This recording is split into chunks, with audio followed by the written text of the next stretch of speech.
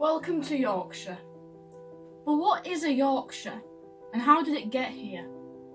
Join me, Cunk, as I take you right up Yorkshire's history to find out what is a Yorkshire. I'm starting off by looking at some of Yorkshire's biggest cultural icons. The Bronte sisters were basically the 3 degrees of the Queen Victorian times, except they wrote books instead of singing.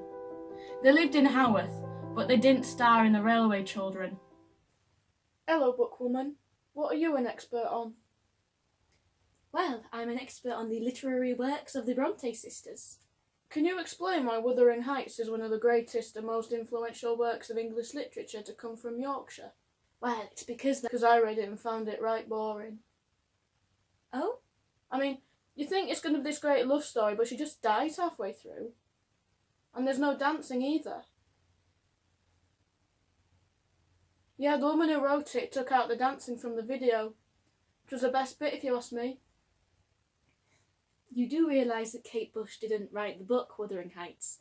That was written by Emily Bronte and came out in 1847. Did it? Because it says here it came out 1978. Anyway, I reckon I could do a much better job myself.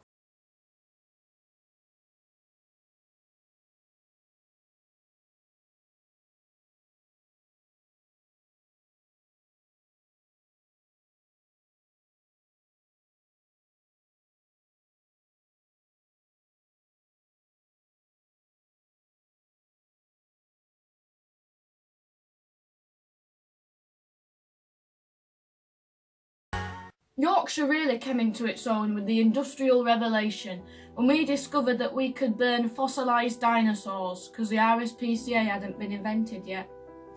Yorkshire was transformed into a land of dark satanic mills, and one of the things which did this is the flying shuttle. It would help turn wool into fabric in the factories, but what I don't get is why they need to send it off into space to do that. I mean, this one doesn't look like it could take off at all because it's been turned into a thermometer. Yorkshire has been involved in some of the bloodiest battles in British history, which means it probably has some anger issues. One of the worst was a battle of Marston's Moor, which must have something to do with a brewery.